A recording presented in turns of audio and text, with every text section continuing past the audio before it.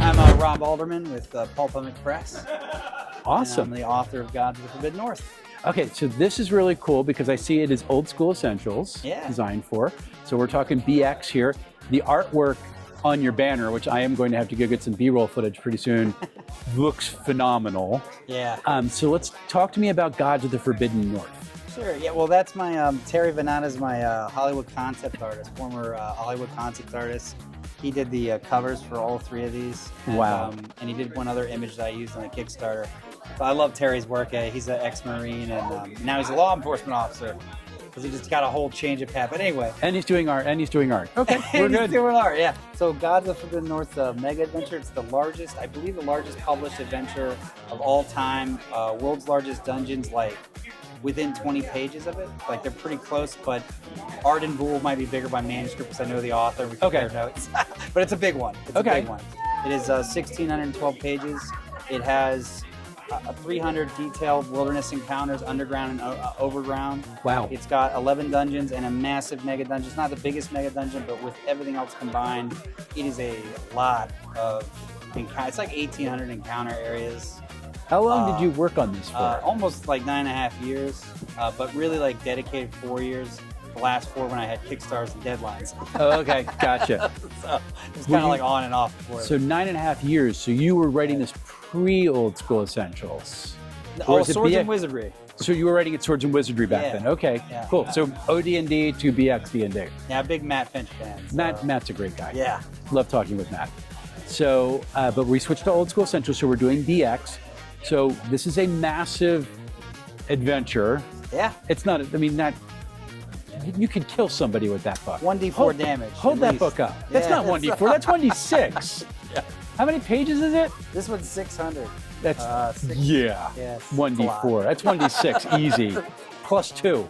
So, all right, so we got this going on here. Sure. So have you made any alterations to BX for this? Have you created custom classes, or you just going stock? I have 350 new monsters, but it's all based how many? off 350. Wow. Yeah, and I found as a DM in my own games, like for years and years, that I was the eternal DM. Mm-hmm. I found that the only way to play, my only players were really like expert players, so they knew the monster manuals of Paizo and 5e and 3.5 and Swords and, I mean, they knew them all front and back and center. So I found that the only way to scare them and challenge them was to change things. And so when I wrote this, that's what I did. I was like, I'm making my own monsters. Gotcha. So even reskinning them, they're like, yeah, we figured out who this is. Here we go. But there's always some change that throws them off, at least, or just physical description that kind of, what's that? Okay. And obviously I used a lot of like subarctic themes and Arctic themes, kind of based on a trip I took to Alaska. Oh wow, okay. And also as I was writing it, I kind of suffered from probably overwriting bloat no ender, but whatever. Oh no, okay. It was a passion project. So it was originally supposed to be one book and just a dungeon and the surrounding area, and I got so detailed and I was so enjoying myself that I just broke into 3 books to manage it. And one of my favorite products of all time is Vault of Laren Carr by W.D. Kenower. And I didn't even notice that you had it broken into 3 books. Yeah.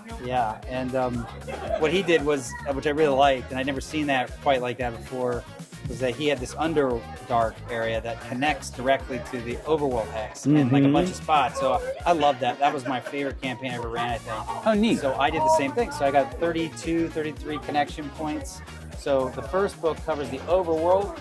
There's like 9 dungeons, 130 something detailed wilderness areas, tons of terrain with their own random encounters, descriptions, effects, weather systems, yada yada. The second book is all underworld material that goes right underneath it, and it's got another 2 dungeons and hundreds of areas, mid to high level kind of material. Oh, cool. And then finally, the third book is just 1 hex. It's the hex here with Castle Tharganon, which is like my mega dungeon, which is 1 hex straight down, and it is the only, I think, high level mega dungeon that I'm aware of. It's designed for 9th level characters or higher, so it's all high level material, all the way up to 14. Okay. There's millions of experience, like 7 or 8 million experience with gold and monsters that are all throughout it. Yeah, it's a complete campaign from 1st to 14th level for 7 or 8 characters. That's pretty cool. Yeah. Did you write a lot of lore for this? A ton. That's cool. Is it spread between the 3 volumes, or is it concentrated in the first? I've gotten criticism because like I did the traditional like opening, just explain everything. Okay. And so a lot of the people that sometimes don't care for the book or criticize it, they'll tend to say like, well, it seems front heavy with lore, which isn't really the OSC way. And I was thinking more of a swords and wizardry kind of writing style, you know. Okay.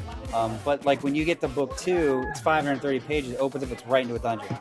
Okay, cool. You know what I'm saying? So it's, I think when you look at it percent-wise, like it's still only like the same amount of percentage that an intro and some other picture. Okay. It's just 1,600 pages worth. You know what I'm saying? Yeah. But you know, people still get a little intimidated by it. So I want to redesign it one day to make it a little bit more. You break it up into like, you don't need to know all this right now. You got it, right. But I wasn't thinking of that when I started, but that's something to throw out there, but don't be intimidated. You don't need to know any of that. That's when I read Avatar The Last Airbender. Yeah. Like, it was like, this is a lot at the beginning, and I love things like this, but how do I play this game? But you're doing an adventure, so you're excused. Everybody already knows how to play the game. It's BX. That's right. So you sell this. There's 3 volumes. Do you sell it as a 3-book set? So my third Kickstarter is fulfilling right now. Okay. The PDF's out.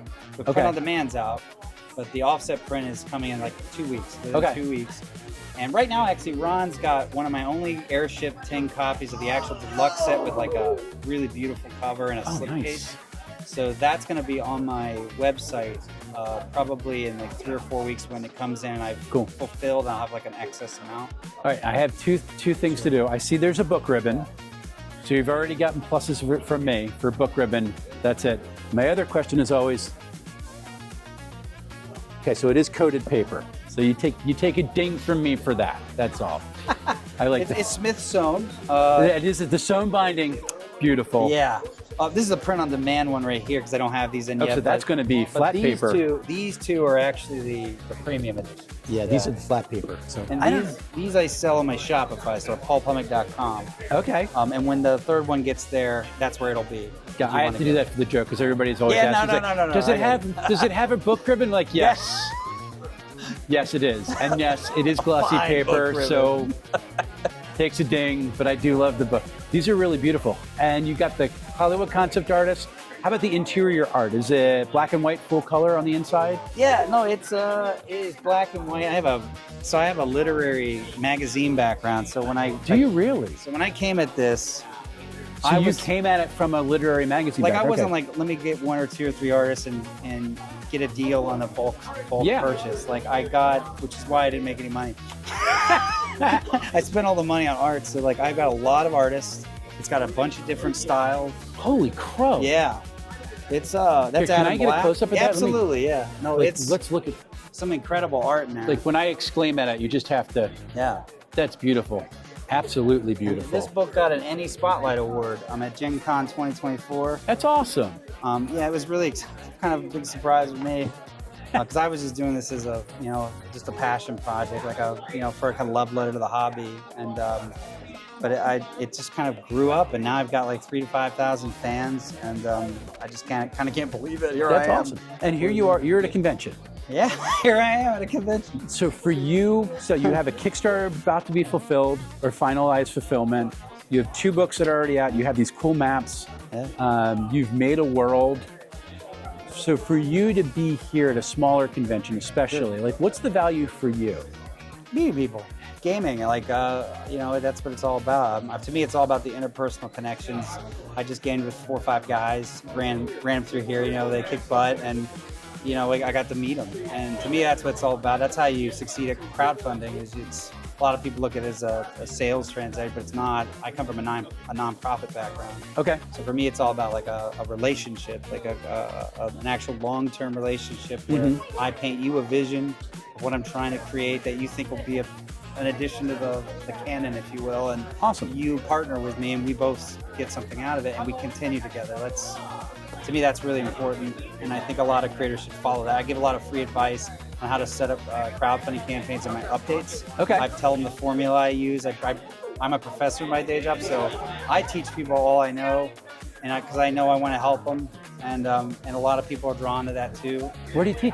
I teach right now. I'm in the game studies department at the University of Delaware, and awesome. I do narrative design. Before that, I was just an English creative writing, fiction novelist, which someone would say, oh, that's why you wrote something. Yeah, well, yeah. Probably. You wrote a lot. It's good. Writers like to write. We love to write too much. There you go. Well, you know, whatever. Now, if you're writing, if you're doing this with Shadow Dark and having that long, people would be actively angry. So you have to trim that line down a little bit. By about 400 words. You're okay. No. Well, listen, Rob, it is a pleasure to meet you. I hope you have a great con, and I hope to see more from this. It'll be great. Yeah, people should come to Concoction. It's been a blast.